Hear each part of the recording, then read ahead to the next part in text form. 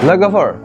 नोंथांमोना मिथिगौना ब्रुस लीखौ मानि थाखाय सुपारमेन होननानै बुंनाय जायो जुदि नोंथांमोना मिथिया बे भिडिअखौ जोबजासिम नायलां मानोना जों बे भिडिअनि गेजेरजों ब्रुस लीनि गोबां सेक्रेटफोर मिथिनो मोनगोन नोंथांमोना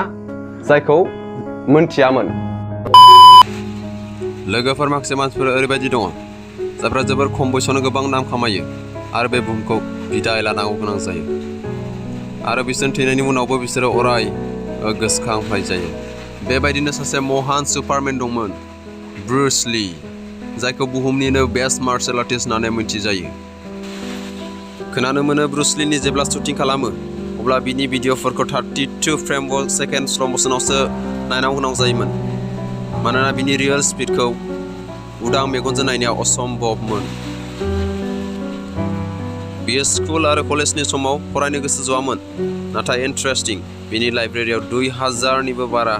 बिजाबफोर दंमोन बुहुमनि गोबां जायगायावनो ब्रुस लीखौ सासे महान फिलसफार होननानैबो मिथिजायो बियो ड्रयिंआवबो जोबोर मोजांमोन आखाइनि प्रेक्टिसनि थाखाय मार्शल आर्टआव 35 निफ्राय 75 केजि बेटचिं बेगखौ बाहायो नाथाय ब्रुस लीआ 150 केजि बाहायोमोन मानोना रेजें बेटचिं बेगआ बिनि सौनाय आरो जोनायनि थाखाय थोजासे नङामोन लोगोफोर ब्रुस लीआ थैदोंब्लाबो दिनैसिमबो गोसोखांफ्लाय जायो दिनै बे भिडिअनि गेजेरजों ब्रुस लीनि गोबां सेक्रेट बाथ्राफोर मिथिनो मोनगोन जायखौ नोंथांमोना सिगां माब्लाबाबो खोनायाखै जानो हागौ लोगोसे ब्रुस लीआव थानाय ओरैबायदि टेलेन्टबो खोन्थागोन जायखौ नोंथांमोना खोनानानै नोंथांमोननि आखाइनि खोमोनफ्रा गसंख्रांजोबगोन भिडिअखौ स्टार्ट खालामनायनि सिगां मोनसेल' फिसा रिकुवेस्ट जुदि नोंथाङा गोदानब्ला अननानै चेनेलखौ साबस्क्राइब खालामनानै होब्लानो जाबाय जाहाथे आं जेब्लानो भिडिअ आपल'ड खालामो नोंथांमोना बयनिख्रुइबो सिगां नुनो मोननाय बायदि ब्रुस लीनि जोनोमा 27 नभेम्बर 1940 मायथाइयाव आमेरिकानि सान फ्रान्सिस्क' सोहोराव मोनसे चाइनिज नखराव जोनोम मोन्दोंमोन ब्रुस लीनि बिमाया जार्मानमोन बिनिखायनो बिखौ हाफ जार्मान होननानैबो मिथिजायो बिनि बिफानि मुङा ली हयस्युनमोन बियो गोदोनि सासे पुराना आर्टिस्ट एबा फिल्म एक्टरमोन बिनि बिमानि नामा ग्रेस ह ब्रुस लीखौ लाफाना बिसोरनि नखराव साब्रै बिदा फंबाय आरो बिब' बिनानाव दंमोन आरो बिसोरनि नखरा थाबैनो आमेरिकानिफ्राय हंकंआव थांदोंमोन ब्रुस लीनि बिफाया सासे आर्टिस्ट आरो फिल्म मेकारखाय बियो फिल्म इन्डास्ट्रियाव जोबोर मोजाङै सिनायजानायमोन बेनिखायनो ब्रुस लीआ जोबोर उन्दै समावनो गोबां फिल्मफोर दिहुनदोंमोन बेयो खम सम बैसोआवनो गासै 20 फिल्मफोर दिहुननानै होनो हादोंमोन ब्रुस लीआ उन्दै समाव जोबोर दुरबलता देखायोमोन बेनिखायनो बिखौ गामिनि मानसिफ्रा बा उन्दैफ्रा बिखौ डिस्टार्ब खालामोमोन एबा बिखौ बुनायबो जायोमोन बेनिखायनो बिनि बिफाया बिखौ सेल्फ डिफेन्सनि थाखाय एबा गावखौहाय प्रटेक्शन खालामनो थाखाय मार्शल आर्ट लानो होदोंमोन ब्रुस लीआ मार्शल आर्ट लानो सुरु खालामो आरो बियो जोबोर थाबैनो गोरोंबो जायो आरो जाय गथ'फोरा बिखौ सिगां समाव डिस्टार्ब खालामोमोन बिसोरनि रिभेन्स लाफिननो बियो सुरु खालामनाय जायो 13 बोसोर बैसोआवनो बियो आइफजों लोगोसे विंसुनि कम्फु लायो सासे गुरुखौनो बियो गावनि आदर्श हिसाबै मानिनानै लानाय जायोमोन आरो लोगोसे भारतीय गामा रेसलारनिबो बियो सासे जोबोर फेनमोन ब्रुस लीआ मार्शल आर्टआव पारफेक्ट जाबायमोन आरो बियो बेबायदिनो गामिनि लाइमोनफोरजों बेबायदिनो नांज्लाय खमज्लाय सोलिबाय थायोमोन आरो बेबायदिनो बिसोरनि नखरावहाय गोबां मानसिफोर ब्रुस लीखौ थांनानै माबा माबि बुंहैबाय थानाय जायोमोन आरो खनसेयावथ' पुलिसफोरानो बिसोरनि नखरसिम सहैयो बेनिखायनो बिनि बिफाया बेखौ आमेरिकायाव थिनहरफिननो थियारि खालामो आरो बेखौ बेयावनो फरायनांगौ होननानै बुङो ब्रुस लीआ आमेरिकानि इउनिभार्सिटि अफ वाशिंटनाव एडमिसन लायो नाथाय फरायनायावथ' गोसो जखाया बेनिखायनो बियो लाइमोनफोरखौ मार्शल आर्टनि ट्रेनिं होनानै फैसा खामायनो हमो बेबायदिनो ब्रुस लीआ आमेरिकानि लिंगा एमरीजों लोगो मोनलायनाय जायो आरो बिसोर सानैजों मोजां मोनलायनो हमो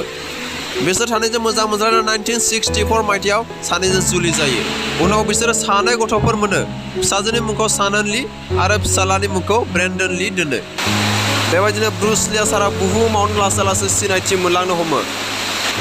ब्रुस लीनि सोमोन्दै बुंनाय जायो बियो बिनि लन साखुजों 725 केजिफ्राम बोलो सोरजिनो हायो जाय बोलोआ सासे मानसिखौ बुथारनो थाखाय जोबोद थोजासे खोनानो मोनो बियो दैखौ बिराद गियोमोन बेनिखायनो बियो जिबनाव माब्लाबाबो सुइमिं सोलोङाखैसै नोंथांमोना खोनायोब्ला फोथायनाय नङा ब्रुस लीनि खनसे पान्च खालामनायाव 148 केजि फर्स जेनेरेट खालामनो हायो बिनि आखायाव ओरैबायदि शक्ति दंमोन जे बियो सोरबा सासे मानसिखौ नारोब्ला 9 निफ्राय 10 फिट गोजानाव थांनानैसो बियो गोग्लैहैयोमोन आरो बियो सौवोब्लाथ' 20 मिटारसिम बियो नारहरनो हायोमोन 5.8 फिट गोजौ आरो 60निफ्राय 62 केजि अजननि मानसिनाव इसिबां शक्ति बेखौ लानानै बयबो गोमोहाबोमोन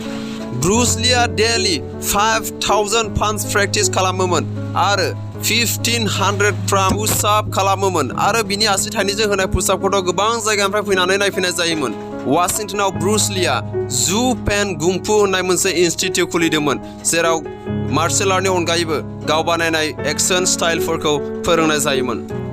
मार्शल आर्टनि दुनियायाव ब्रुस लीया गोबां गिदिर नाम खामायबायमोन नाथाय बियो हलिउदाव नाम खामायनो बाखि दंबावोमोन इं 1964 मायथाइयाव ब्रुस लीया मोनसे टीवी सिरिजआव खामानि मावदोंमोन जायनि मुङा जाहैबाय द ग्रीन हर्नेट बे टीवी सिरिजआ जोबोर मोजां जादोंमोन नाथाय बिनि आसलि केरियारा 1969 आवसो जादोंमन माखासे फिल्मफोराव ब्रुस लीया खामानि मावो आरो बिनि फिल्मफोरखौ गोबां मानसिफ्रा अनसायो नाथाय बिनि आसलि सिनायथिया 1972 मायथाइनि द वे अफ द ड्रागन फिल्मनिफ्रायसो सिनायथि मोनो बे फिल्मानो बिखौ हलिउडनि दुनियायाव गोख्रों गसंहोयो हलिउडनि फोथाराव ब्रुस लीया सासे स्टार जानायजों लोगोसे राइटार करियोग्राफार फिल्म मेकारबो जायो नाथाय दुखुनांथाव 10 मे 1973 मायथाइयाव जेब्ला बियो इन्टार द ड्रागन फिल्मनि डाबिं खालामबाय थायो बे समाव बियो हरखाबै गोग्लैयो उनाव जोबोद थाबैनो बिखौ हंकंनि बेप्टिस्ट हस्पिटालाव लाङो आरो बेयाव डक्टरा खोन्थानाय जायो बेहा सेरेब्रेल एडेमा मुंनि मोनसे बेमार जादों आरो बे बेमारखौ माखासे दिनफोर फाहामनानै ब्रुस लीया फैफिननो हायो आरो गावनि खामानियाव नांथाबफिनो बियो बिनि नेक्स्ट फिल्म द गेम अफ डेथनि थाखाय माखासे थियारि खालामनो हमो बियो हलिउडनि स्टार जर्ज लेजेन्डबेजों लोगो हमनानै स्क्रिप्टनि थाखाय माखासे सर्साबो खालामलायनाय जाखाबायमोन नाथाय 20 जुलाइ 1973 मायथाइयाव बिनि देहायाव माबा मोनसे हरखाब बिस सोमजिखाङो आरो बे बिसखौ दबथायनो थाखाय बियो पेन किलार मुलि जानानै आराम लानो थाखाय बियो उन्दुग्लांना थायो नाथाय सोर मिथिगौ बियो बे उन्दुनायनिफ्राय माब्लाबाबो सिखारनो हानाया नंला ब्रुस लीखौ कुइन एलिजाबेथ हस्पिटालाव लानानै थाङो बेयावनो बिखौ थैबाय होननानै डिक्लेयार खालामनाय जायो